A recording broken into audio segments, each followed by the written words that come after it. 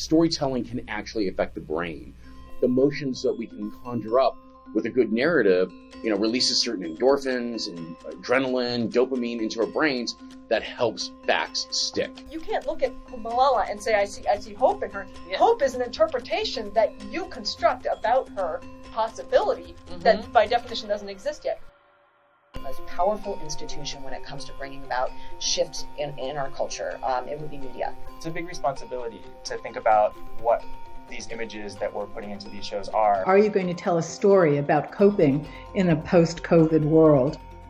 The choices that we're going to be making going forward in terms of content in many ways will have to be impacted by who we are, what's happened to us, what stories we want to tell, and how we want to talk about it with kids.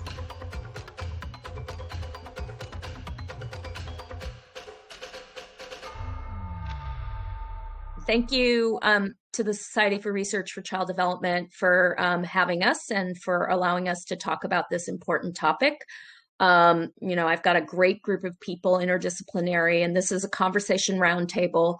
So after we speak, we'll answer a few questions and we'll open it up to you guys who are watching to answer more questions. So I'm going to give a little context about 13 Reasons Why and why we decided this panel was necessary. And again, thank you to SRCD for accepting it. So the first season of 13 Reasons Why, which many of you may know or have heard of, may have actually seen. I certainly watched it all seasons with my daughter, who was a teenager. It launched with huge fanfare. But within a week, the backlash was relentless. Schools were sending emails home warning parents about the show's content. Advocacy organizations were criticizing the portrayal of the suicide. And popular media posts condemned Netflix for releasing the show with few guardrails. Soon thereafter, the first academic study demonstrated a rise in suicide-related searches in Google after the release. But despite the public health outcry, 13 Reasons Why was renewed for 4 seasons. And while subsequent seasons enjoyed less favorable reviews and possibly lower viewership, we don't know because Netflix does not release audience numbers, the additional pickup indicated that they still had a large enough audience to justify the cost. Viewers, assumed primarily to be adolescents, were clearly enjoying something about the storylines. And the storylines dealt with tough topics such as suicide, bullying, sexual assault, toxic masculinity, and other mental health issues. Ultimately, the first season inspired record levels of responses on Twitter, over 600,000 global news reports, dozens of editorials from experts and professional organizations, and dozens, if not, hundreds of scientific studies.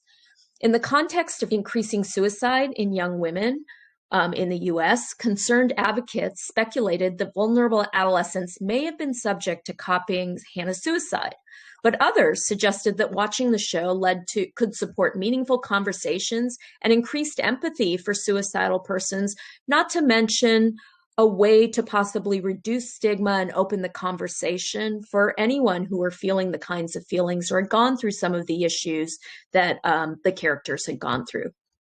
Despite all of the research, the findings aren't conclusive. The show most likely benefited the majority of youth and may have harmed a minority of vulnerable youth. This group of speakers, starting with the producer of 13 Reasons Why, 2 researchers who studied the show, and we also have a study coming out at the Center for Scholars and Storytellers, and a director who works with a clinical population of vulnerable teens, are here to talk about where do we go from here. We're not looking back to prove that 13 Reasons Why Season 1 did or did not lead to suicides. Instead, we're hoping to challenge the conversation, to look towards the future, and to provide a roadmap for future researchers who study mental health and media, and also for content creators who hope to learn from the research.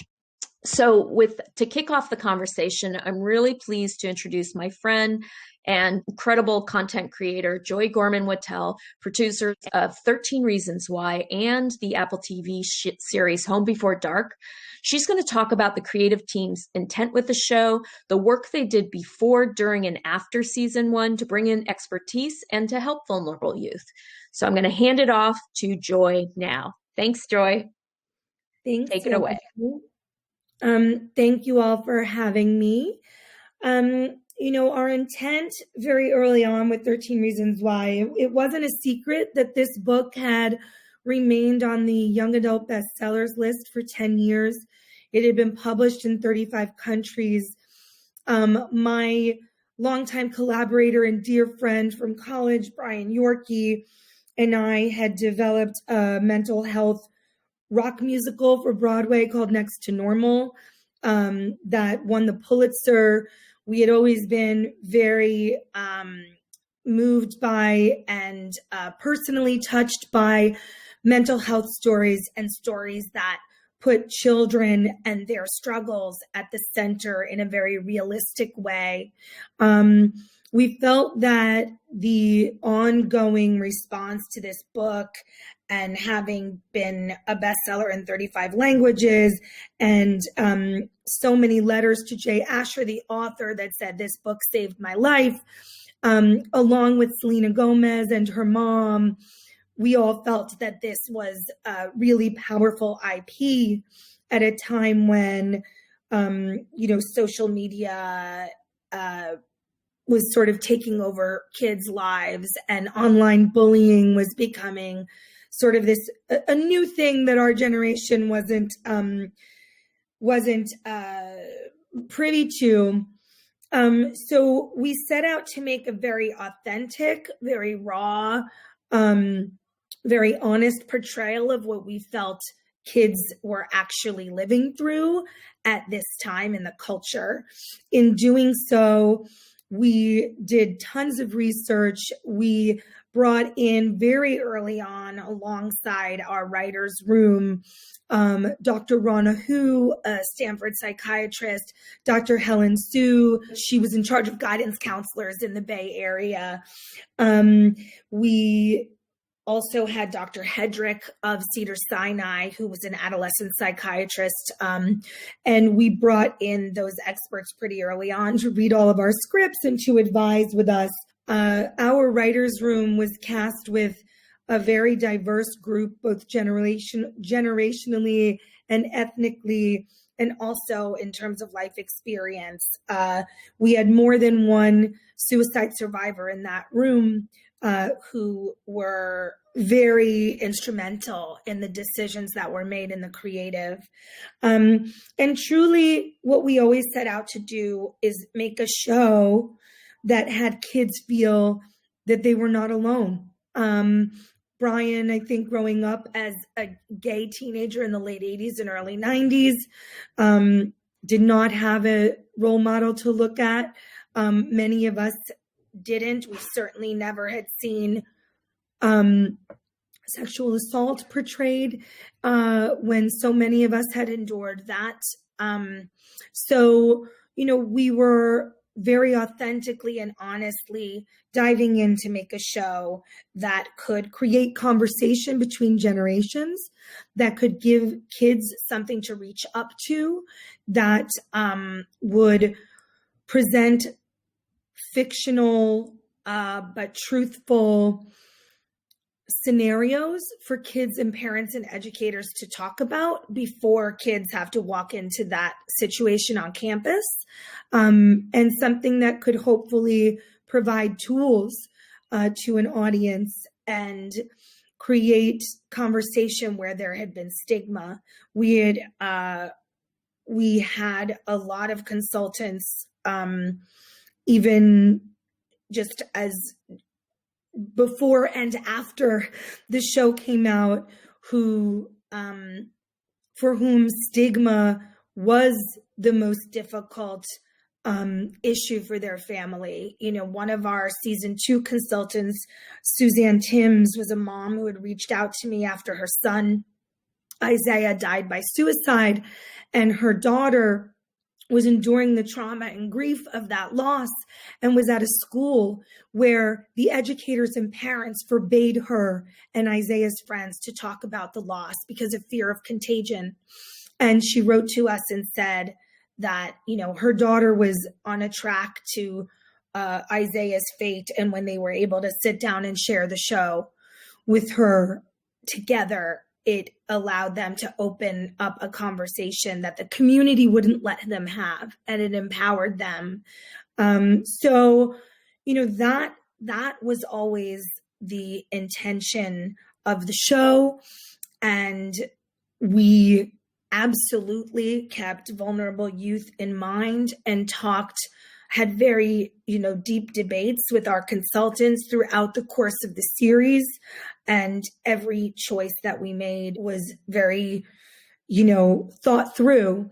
I think that one of the toughest things for us that happened was we really were at the very beginning of Netflix and the power of Netflix. Never in my life I had been an independent film producer. Brian was a Broadway writer. We had never worked on something that had 190 countries see it simultaneously at once.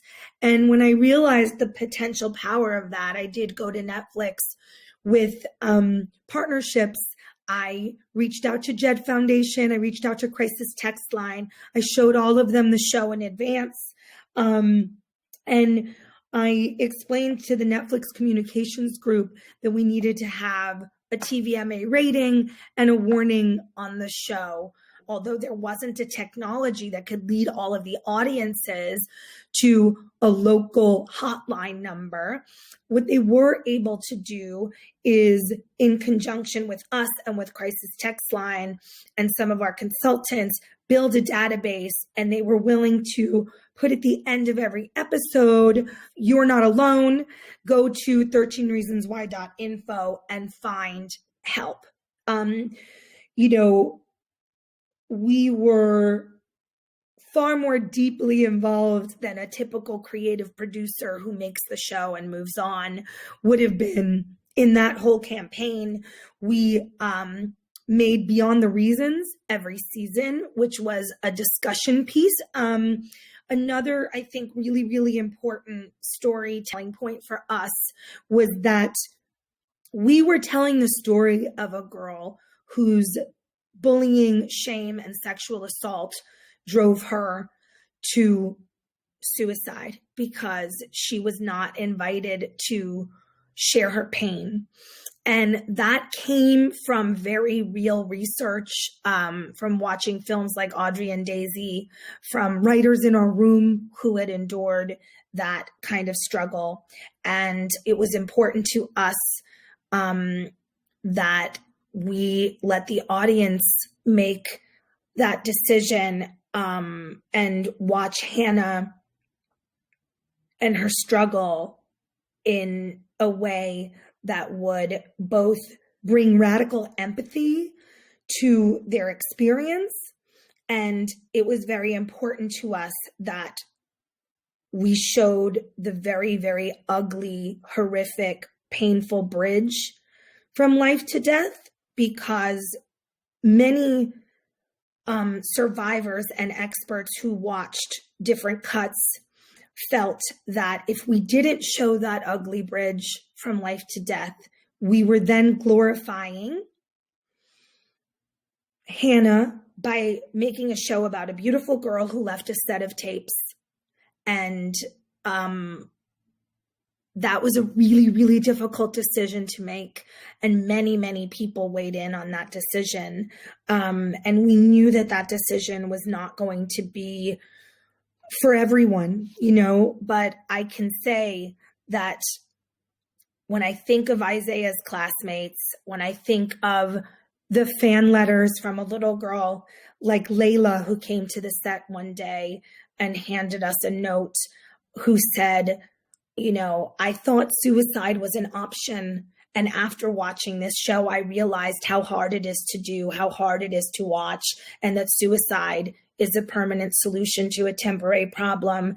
And I still suffer PTSD and mild depression, but 13 Reasons Why helped me live. And I have thousands of those testimonials and letters, and that's why we set out to make the show. Joy, thank you so much. That was really, really wonderful. And it's great to get that context. And I can tell you that when I watched the show with my daughter, and knock on wood, she's not vulnerable, although I think all teens are at some point in their life. Especially now. Especially with COVID.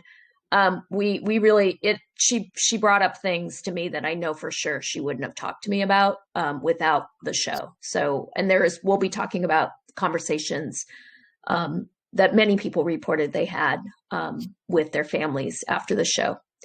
So thank you, Joy. So now I'm going to turn the stage over to Professor Dan Romer, Dr. Dan Romer, and he's going to review research regarding the potential for suicidal contagion from fictional entertainment and the challenges such research presents for drawing firm conclusions about the effects of such portrayals. So thank you, Dan. Handing it off to you. All right. Yeah. Thanks so much for organizing this, Yalda. It was a great idea. And it's great that SRCD is interested in it as well. So yeah, I want to talk a bit about the history of suicidal contagion in the study of media anyway. And I'll give a brief overview of the background of the problem and then focus on how a show like 13 Reasons has raised difficult questions about suicidal contagion. And the story begins with a novel, The Stories of Young Werther, which was published in 1774. It was written by a very famous German writer, Johann Wolfgang von Goethe. This is a romantic story about a young man who ended his life on Christmas Eve over a failed love affair. The novel was very popular, but it was banned in several countries in Europe because it led to fears that young men who had read this story were ending their lives. They were imitating what happened to young Werther. And there were also lots of examples of young men wearing clothing like he was said to wear in apparent identification with him. So this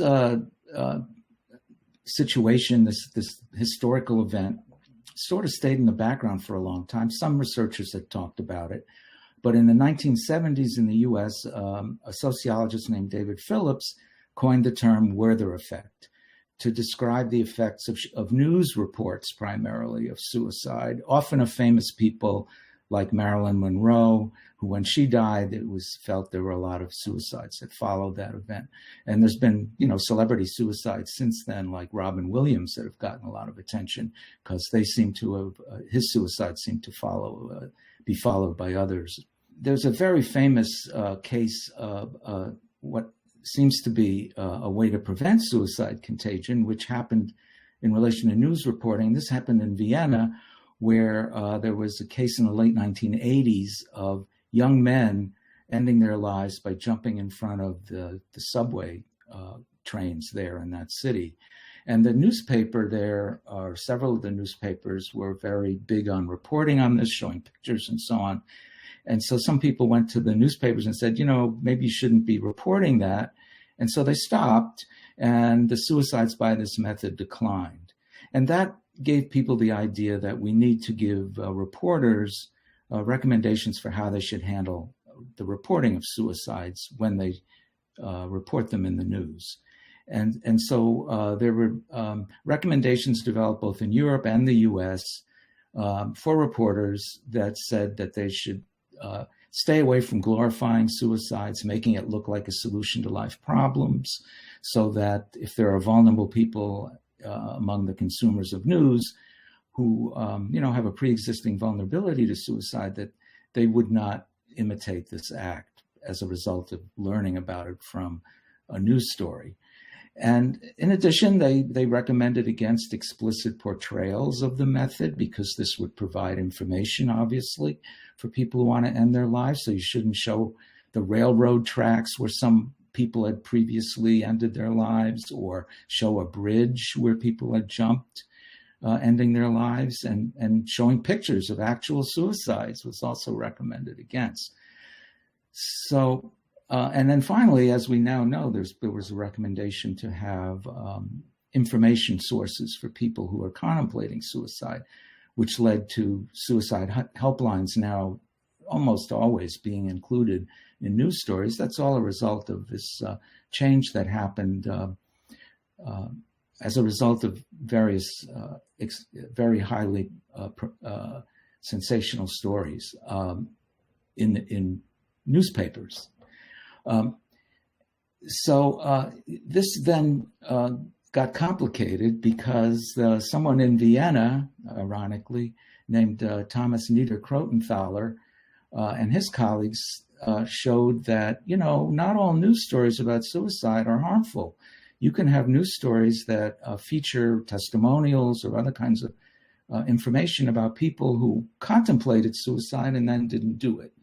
And they content analyzed news stories, and they found that when those stories appeared, there was a reduction in suicide, actually, in Austria. So they coined a new term, they call it the Papageno effect, which is again named after a fictional sort of character from Mozart's operas. So as a result of this, based on news, we're sort of left with questions about how do you know when you're going to get one effect or the other, and who's more susceptible to one effect or the other. And I think this is even more critical in fictional depictions because fiction is complex. Does the portrayal show the audience that suicide is not a solution, even if it portrays that kind of outcome?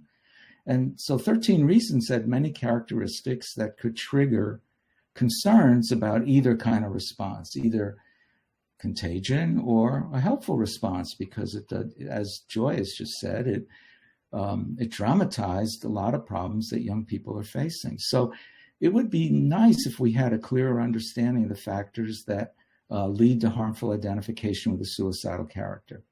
So the question for us was, well, how do you decide between an artistic license to give writers, the ability to really tell a compelling stories versus the possibility of contagion? So let me illustrate this problem by looking at research that we did that looked at the second season of 13 Reasons Why.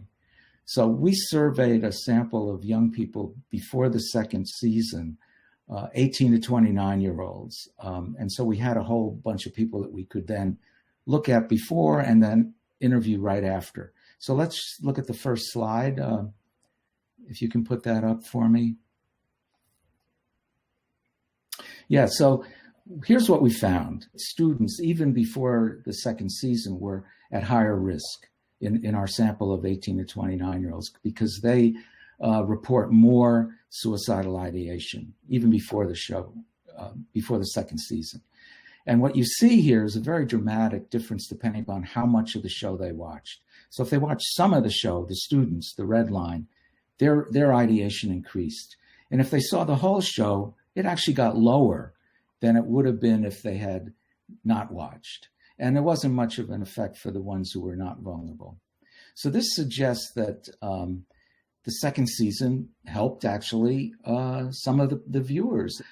Not just this outcome, but they were also more compassionate towards people who were contemplating suicide. They reported less intention to harm themselves. So it seemed to have both a preventive effect and potentially a harmful effect. Here's the problem. When other researchers started to look at what's the effect on suicide, they ignored the fact that over the last 10 years or so, there's been a dramatic rise in suicide. As you can see for males, young males, this is 15 and 19-year-olds in this country. And they didn't really take that into account. And so look at the next slide. So what we did is we took that trend out and we looked at what are the monthly suicide rates around the time of the show. And this bar here shows you the month that the show released. And you see for young men, this is for men, there was a jump compared to other times, but it also appeared the month before. And the next slide shows what happened for young women. So this jump here, you've got to put in context, did occur on the month of the show, but it was not statistically significant. So I think the problem we have in trying to evaluate shows like this is it's very difficult using aggregate rates of suicide like some researchers tried to do, because there could be positive effects, there could be harmful effects. You can't look at these overall rates and come to a conclusion. So I think there's much to be learned yet about how to make fictional portrayals that are helpful without potentially harming some people. I think that's the real challenge, and I don't think we're there yet. Great. Yeah, that was very, very compelling. And it was actually really great to see those graphs because, and we don't have to get into this because I really don't want to get so far into like he said, she said with the research, but that, by looking at sort of the larger picture of suicide over time, that was looking at a study that had gotten a lot of attention with the media. And Dan's research sort of looked at, in my opinion, the broader picture. Okay, so now, thank you, Dan. We're going to talk to Vicki Harrison, who works with us at the center and has written some really great articles for us with concrete takeaways, really smart concrete takeaways for content creators who want to portray helpful mental health and wellness portrayals. She's at the Stanford Center for Youth Mental Health and Wellbeing, and she's going to talk about the clinical population of vulnerable teens that may have been impacted by the show, and also about how past research has informed best practices and pointed feedback from her teens and community, and suggestions and hopes for the future. So you got 10 minutes, Vicki. Thank you. Thank you. Thank you, Yalda. Great. Well, yeah, like Yalda said, I'm going to talk mostly from the perspective of the mental health community and adolescents themselves, particularly from a community that's been very hard hit by suicide. And I really am happy to be following Dan because he laid the groundwork of all of the research that we have followed, including the work he just presented and that of Maddie Gould, Jane Perkis. And we really do base a lot of decisions off of the Werther and Papageno effects. And many of us tend to think of suicide as an individual phenomenon and a very individual decision, but it really is a social phenomenon that this research tends to support. So with that research, a lot of the people within the suicide prevention community, they've developed the guidelines that Dan referenced, the World Health Organization, reportingонsuicide.org, they're all very similar. Action Alliance actually set out a set for the entertainment industry with guidelines about portraying characters who have suicidal thoughts but don't act upon them and do not go on to die, conveying how complex suicide is and that it's caused by a range of factors and not a singular precipitous event, avoiding description of method at all costs, and also showing characters that can serve as helpers and lifelines to people in need. So following these guidelines is really considered best practice, and it's an important factor in suicide prevention. And because we see media contagion as such a prominent role in suicide clusters, when 13 Reasons Why premiered, networks of pediatricians and therapists and educators and parents came together to really mobilize around this as a public health threat for adolescents because it's such a vulnerable population. I think we all know their brains are still developing. They really look to media for narratives about how the world works, how they should act and behave. Adolescence is also when most mental health conditions first emerge, half by 14, 3/4 by 24. So unfortunately, a lot of them also have significant life experience, which is not always positive. A lot have already experienced sexual assault, survived suicide loss, endured hate crimes, engaged in self-harm behavior. So graphic depictions of those realities on screen is quite traumatic and can reopen those deep wounds. And that's why you saw so many national organizations joining together to offer joint statements, alerting the communities to being aware of the show so that they would be prepared to support young people who are going to be impacted negatively by it.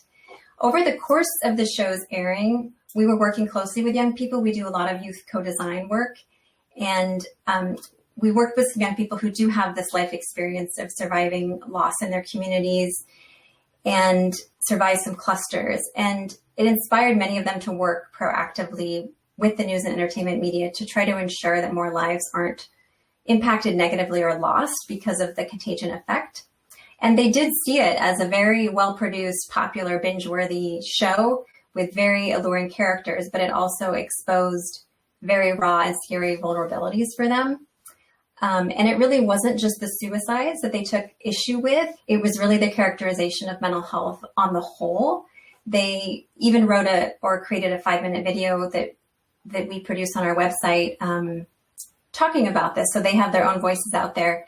But just to summarize, some of their feedback was really, even some took issue with the title itself and the framing of that there would be 13 reasons why someone would die by suicide. It's at odds with the reality that someone who struggles with ideation is not necessarily always thinking rationally, and it downplays the cognitive distortions of depression.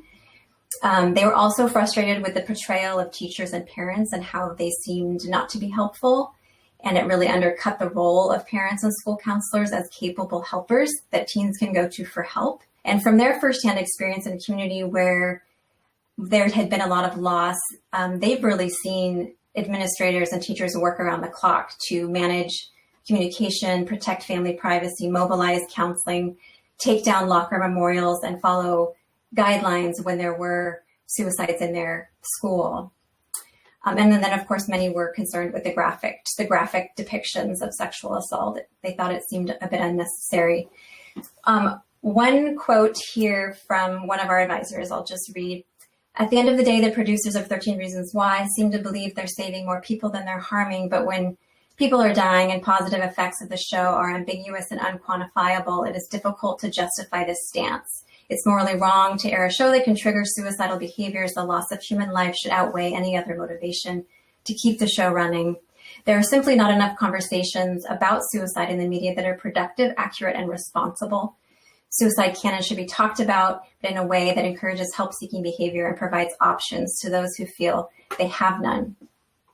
So like you, we would love to see more research in this area and, would like to kind of answer some of these open questions that we've all been talking about. But we also feel like the lived experience that these young people and media mental health professionals are sharing is also equally valid. Not every young person has a supportive, trusted mentor or family member to talk about these really difficult issues with. And when the potential outcome is actually death, we don't think there should be any question of why you would take a chance on that. And I do think that because the contagion issue is complicated and it's hard to understand and the research is maybe mixed, it allows people to dismiss the effect of it. And I think some of that has to do with mental health stigma. If you had evidence that watching a show, for instance, would give 100 or more young people cancer, or they would get COVID or some other ailment, would we consider that ethical to air that show? And would we be questioning its positive impacts on a majority?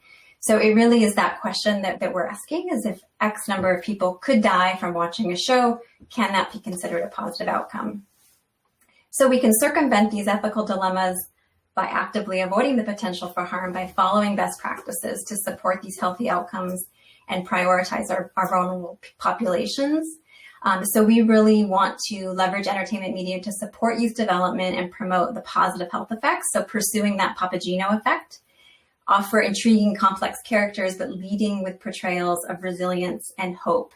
Because mental health is a spectrum. Suicide is on a very, very far extreme, but we need more narratives in popular culture about overcoming daily challenges in life and stories of recovery, normalizing adversity.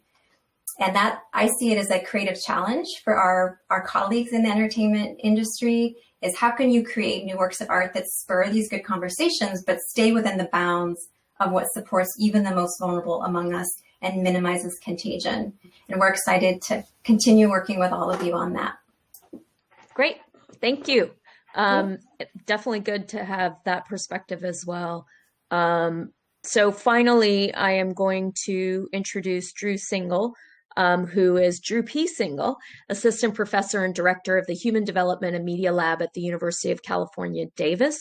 He's going to discuss his findings from an international study of parent, adolescent, and young adult responses to the first season of 13 Reasons Why. Thanks, Drew. Thank you, Yalda. Thank you to everyone listening on the other side of the screen as well. The study that I'm going to be talking about is one that I conducted with two colleagues about 2.5 years ago now, and I'd like to acknowledge them. That would be Ellen Wartella, the Director of the Center on Media and Human Development at Northwestern University, and Alexis Lars-Sella, the Director of the Technology and Early Childhood Center at Erickson Institute. And just as a little bit of background about the project, Netflix reached out to us and asked if we would be interested in studying adolescent, young adult, and parent responses to the first season. And we said yes. So this was funded by Netflix, to be clear. However, after that, the three of us, with many other graduate students and undergraduate students at all of our institutions, independently created the survey, worked with Ipsos, our survey partner, in 5 different countries to collect the data. And we then analyzed it again independently and reported our findings back to Netflix and published those first descriptive findings in 5 reports that are available online, and have been working with this large data set since then. So ultimately, we ended with a data set of 5,400 viewers and non-viewers of the first season of 13 Reasons Why from 5 different countries: the United States, the United Kingdom, Australia, New Zealand, and Brazil. We did so because these represent different cultural contexts. As Yalda mentioned, Netflix does not provide viewership numbers, but we were told that viewership was high in these countries. They represent 4 different continents, and the series was released on nearly the same date in each of those 5 countries. And what is striking about the data, I think, is the consistency of responses across these 5 different countries that, again, have differences in terms of access to and utilization of mental health care, differences in terms of stigmatization pertaining to mental health, differences in other facets of cultural context. What we found descriptively first is that adolescents and young adults, large majorities reported that they felt that the show was an accurate and realistic portrayal of adolescent life. Majorities reported that these are important conversations. This is important information that they want more of. They don't feel that they get enough information about mental health and suicide and depression from their parents, that their parents feel awkward or uncomfortable talking about these things with them, that they don't get enough at school. And as we know, in an information void like that, it's not surprising that adolescents would turn to content like 13 Reasons Why in order to learn more information. And so adolescents and young adults reported as a function of viewing 13 Reasons Why that they sought information online about different aspects of mental health, depression, suicide, and sexual assault. Perhaps more importantly, they reported changing their behaviors to be more empathetic, that they tried to be more considerate toward other people at school. I remember one quote, we had open-ended responses, and one quote that always stood out to me is a young girl wrote that her and her boyfriend decided that the next time they saw a kid being picked on that was consistently bullied at school, that they would stand up and to stop it. We measured a variety of different risk factors for depression and suicidal ideation. We examined how those risk factors influence viewing decisions. And we found that viewers were significantly higher in resilience. They were also significantly higher in social anxiety. And we think that comes back to this idea that these are difficult things to talk about for anyone. We also found that viewers, compared to non-viewers, scored significantly higher in descriptive norms about mental health. They thought more of their peers experienced mental health concerns. But importantly, viewers were also significantly higher in terms of injunctive norms. They felt that their peers were more accepting and understanding of people who suffered from suicidal ideation, depression, and sexual assault.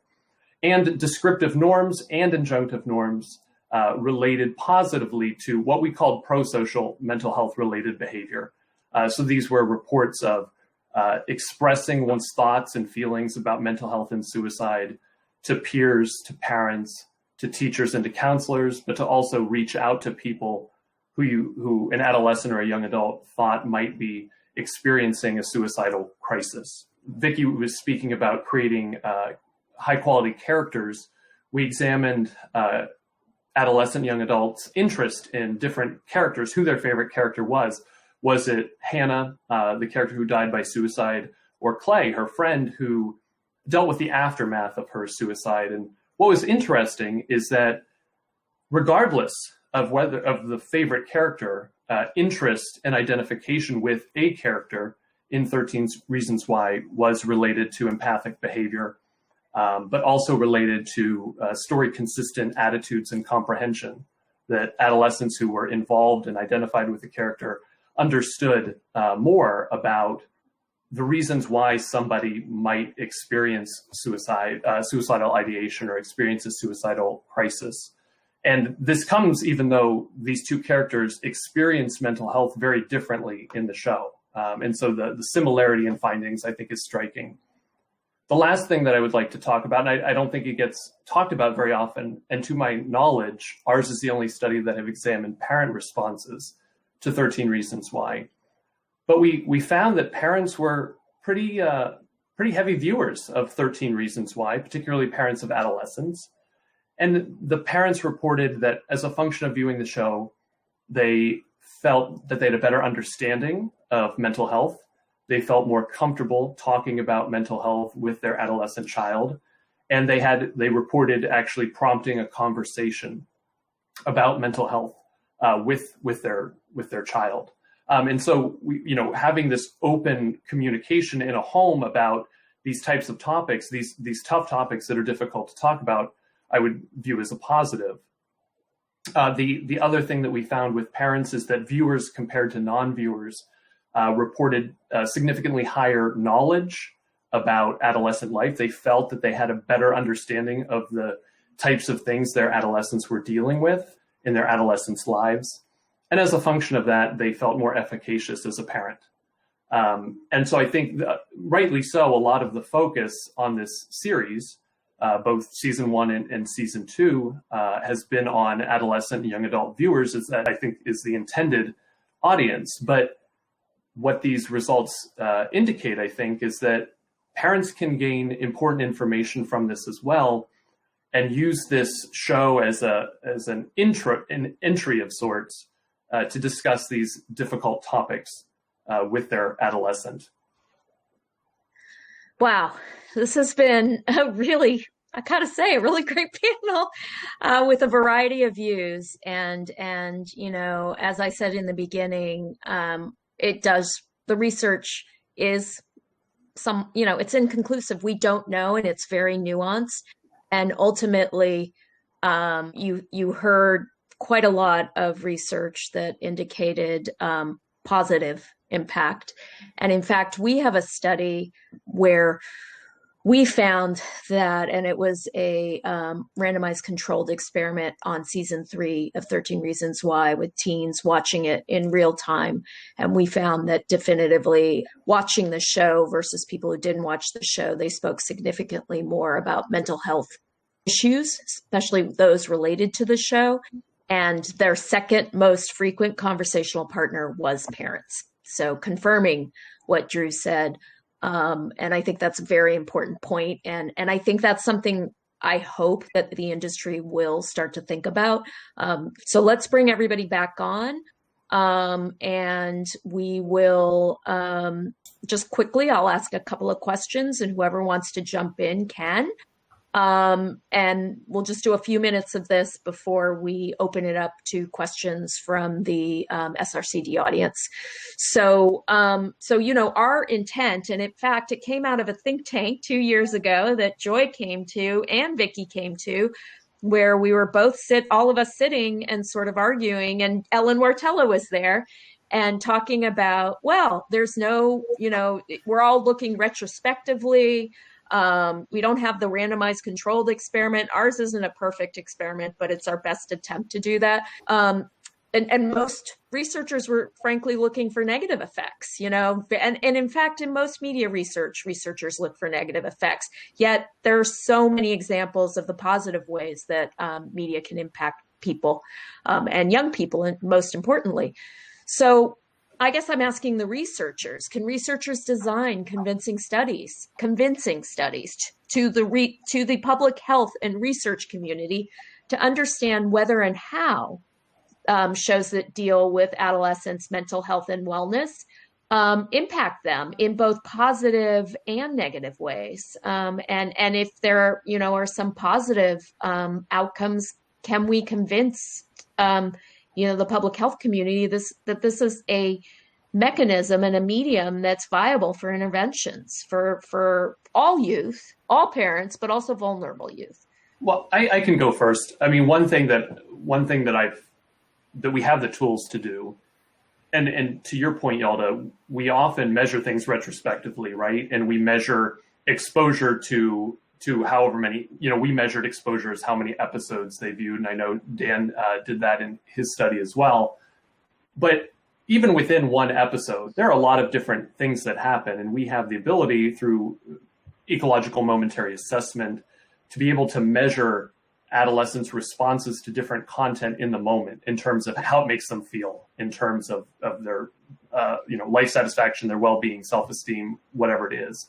And I think a study of that kind that could track an adolescent's mood, for example, while watching this type of content can give us a lot of insight into what sort of information promotes these positive outcomes that we want to see, and what sort of content promotes negative outcomes that we want to mitigate against. And so that would be in addition to more experimental work like yours, Yalda.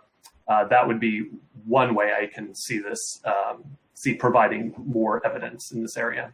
I think that's a great idea. EMA is a great way to measure in the moment. Dan.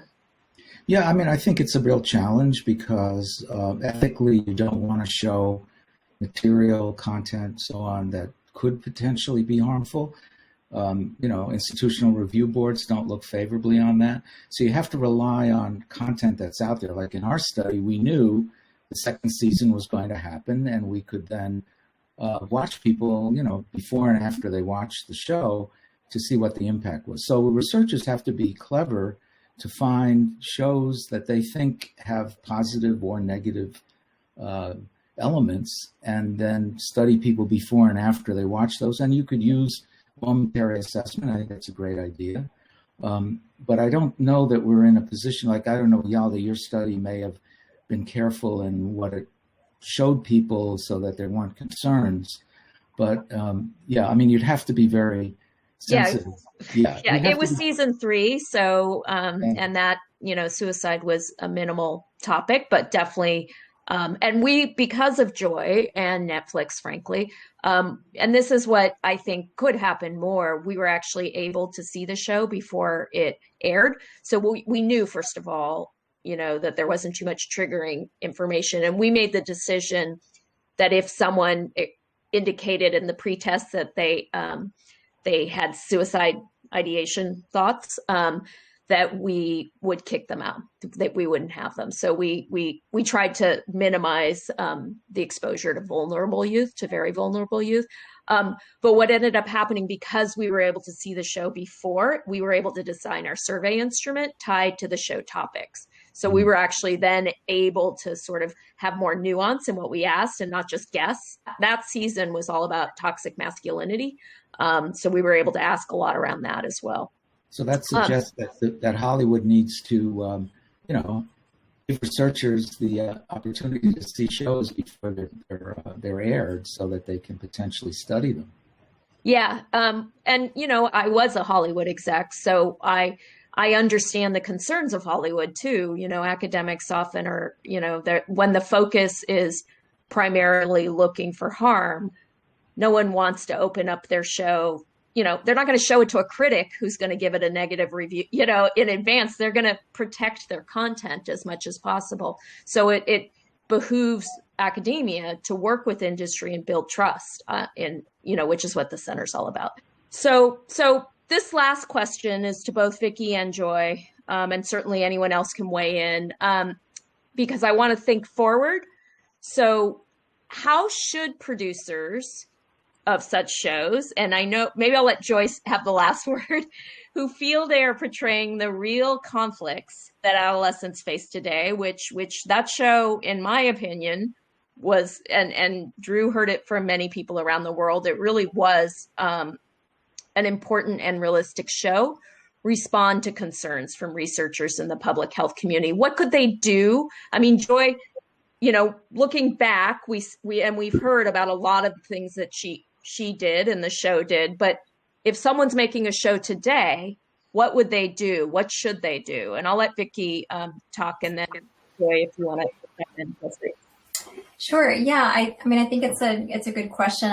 I think that with something like the topic of youth mental health that is pretty nuanced and the stakes are pretty high if it's not done well, I think it would be great to involve a team of expertise from the beginning. I mean, you mentioned how sometimes Hollywood can be protective, and that's understandable, but bringing someone in at the tail end is too late to really, modify things that are maybe structurally wrong with the content or dangerous. And so I think if you can find a trusted partner and bring those people in from the beginning, then you can all start from a place of the same understanding and build creatively from there.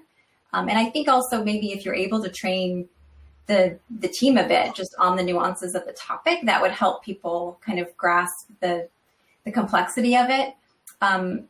I also think that involving a multitude of perspectives, I mean, Joy mentioned the team members that she had that have their own lived experience of mental health that was very different from other people that found the content really triggering and problematic. And so getting a diverse range of those perspectives will give you a broader set of reactions to build something strong from.